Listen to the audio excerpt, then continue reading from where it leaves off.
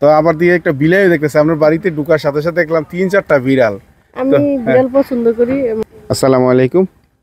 আজকে এলাম একটা ছাগলের খামারে, আর এই ছাগলের খামারটা অবস্থিত হচ্ছে লারুসুর গ্রামে, আপনার ওই ব্রাহ্মণপাড়া থানায়। তো আমাদের আশেপাশে এরকম সুন্দর পরিচ্ছন্ন ছাগলের খামার আর দেখি নাই। তো ছাগলের খামারটা দেখে খুবই ভালো লাগলো।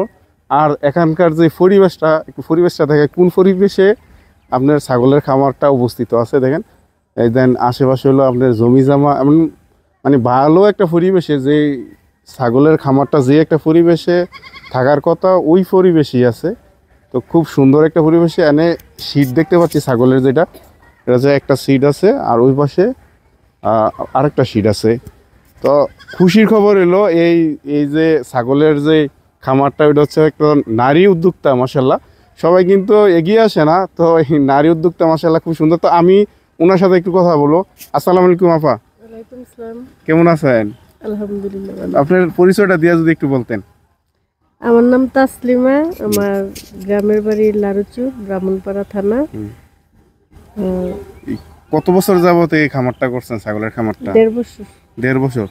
খামার করার আগে কোনো ট্রেনিং নিছেন? না, এটা আমি ইউটিউব দেখে। ও ইউটিউব দেখেই ছাগলের খামারটা। তো প্রথমত কয়টা ছাগল দিয়ে আপনি শুরু করছিলেন? প্রথমে 14টা, শুরুতে 2টা ছিল, 2টা ছিল, পরে 1-2টা করে 14টা নিছি। এখন আমার 70টা ছাগল। মাশাআল্লাহ, মানে 1.5 বছরে 70টা ছাগল। আরো কিছু মারা গেছে, কিছু মারা গেছে, 2-4টা বিক্রি করছি।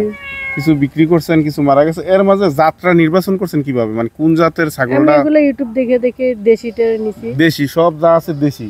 আমরা অন্য ইউটিউবে বা অন্য ভিডিওতে দেখি কিছু আপনার ইন্ডিয়ান ছাগল, পাকিস্তানি ছাগল, ওইগুলা নাই। আমি যেহেতু নতুন উদ্যোক্তা, আমি রিস্ক নিতে চাই নাই। আমি শুরু থেকে শিখতে চাইছি, যাতে দেশি ছাগলটার দাম কম, বাজারে মার্কেট ভালো, প্রাইসে কম আছে, এই জন্য আমি এটা দিয়ে শিখতে চাইছি কি। ও আচ্ছা, সব এখন দেশি জাতের আছে। আর সবে আপনি সংগ্রহ করছেন দেশিটারই আমি ক্রস করার চিন্তা ভাবনা করতেছি। মানে এটা আপনার এলাকা থেকে তো সংগ্রহ করছিলেন যাত্রা প্রথমত? হ্যাঁ, এলাকাতে। ও, তো এখন এই অবস্থায় আপনি কিরকম অনুভব করতেছেন, মানে খামার দিয়া কিরকম? আলহামদুলিল্লাহ ভালো। আমার খামারে এখন প্রোডাকশন আসতেছে, বাচ্চা। এতদিন তো অপেক্ষায় ছিলাম। আচ্ছা, তো এটার যে খাবারটা মোটামুটি কি কি খাবার খায় বা খাবারটা সংগ্রহ করে? খাবার আমার ঘাসের জমি আছে, তবে বন্যার কারণে ঘাস, এবার তো প্রচুর বন্যা হয়েছে 20 বছর পরে, ঘাসগুলো নষ্ট হয়ে গেছে। আচ্ছা আচ্ছা।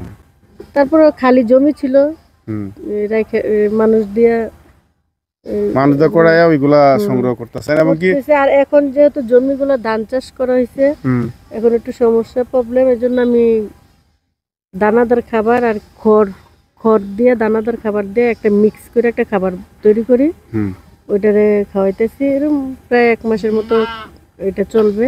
আবার ঘাস হয়ে গেছে, এখন আবার জমিতে ছেড়ে দেবো আমি। ওই যে মিশিং একটা দেখতে পাচ্ছি আপনার, এটা কি আপনিই করেন কাজটা? এই যে ঘাস কাটার মেশিন। মাশাআল্লাহ মাশাআল্লাহ। তো সব ফার্মে সবকিছুই আমি করি। আমার তো এই ওষুধ বড়ি মানে কোন রোগ হইছে এই চিকিৎসা আপনি করেন? ইনজেকশন যা লাগে সব আমি করতেছি আমার। মাশাআল্লাহ। এখন আপনার এই ভিডিও দেখে যদি কেউ এগিয়ে আসে, কেউ উদ্যোক্তা হইতে চায়, তাদের উদ্দেশ্যে আপনার কি বলার আছে? আসলে ভালো। আমার যদি কোনো পরামর্শ হেল্প লাগে আমি দিব। হ্যাঁ, অবশ্যই করবেন। হ্যাঁ। তো আবার দিয়ে একটা বিলাই দেখতেছি আপনার বাড়িতে ঢোকার সাথে সাথে দেখলাম 3-4টা বিড়াল। আমি বিড়াল পছন্দ করি। আমার পশু পাখির প্রতি আগে এতটা ভালোবাসা ছিল না, এখন আমার বিলাই ছাড়া আমার ভালো লাগে না, ছাগল ছাড়াও আমার ভালো লাগে না। আমার হাজবেন্ড ঢাকা থাকে, এখানেও থাকে, তো উনি আমাকে ঢাকা চলে যেতে বলছিল, কিন্তু আমি তো এগুলো ছেড়ে। মানে আপনি ঘর থেকে সকাল থেকে উঠতেই দেখেন যে ছাগল, বিড়াল, মানে এরপরে পরিবেশটা খুব সুন্দর। আমার পোল্ট্রি মুরগার 2000 মুরগার একটা শেড আছে। তারপর আমি দেশি মুরগা, ওই যে দেশি মুরগার ঘর, আমি দেশি মুরগা কিনে খাইতে হয় না, আমার ডিম কিনতে হয় না। আমার হাঁস আছে, মুরগি ডিম দেয়, হাঁসি ডিম দেয়। তারপর মন চাইলে খাসিও জবাই করতে পারি। মাশাআল্লাহ। মানে মাংস জাত যতগুলো আছে সব এখান থেকে আপনি সংগ্রহ করেন, বাইরে থেকে কিছু কিনা লাগে না? মাছটা শুধু মাছটা। আমার কাঁচা সবজিও আছে। ওইখানে আমার সবজিও আছে।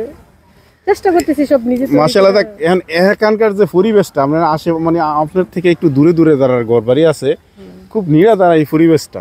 এই পরিবেশটাতে বসবাস করতেছেন কিরকম লাগে ঠান্ডা এবং গরমে? পরিবেশ ঠিক আছে, কিন্তু ছাগল তো সবাই পছন্দ করে না। ছাগল পালার ক্ষেত্রে কিছু মানুষের কিছু কথা শুনতে হয়। আচ্ছা আচ্ছা আচ্ছা, কিছু লোক তো কিছু বলবে। বলবে এটা সবাই একুরেট না তো। এই সমস্যাটাই হ্যাঁ। ফেস করতে হচ্ছে যে মানুষ হুম। ছাগল দেখলে তাদের একটা অ্যালার্জি। এটা না সমস্যা নাই, কিন্তু এক সময় দেখবেন আপনারা দেখেই ওর আশেপাশে তারা আবার উদ্যুক্ত হইব, আবার করার চেষ্টা করবে। অনেকে বলছে আমার সাথে হ্যাঁ ওইটাই। করার জন্য, তো আমি বলি আমার একা করতে ভালো লাগে না, আরো করলে ভালো হয়। ইনশাল্লাহ ইনশাল্লাহ। তো আশেপাশে থাকলে আরো ভালো। অবশ্যই আপনার প্রতি অবশ্যই দোয়া রইলো, আপনি এগিয়ে যান ইনশাল্লাহ।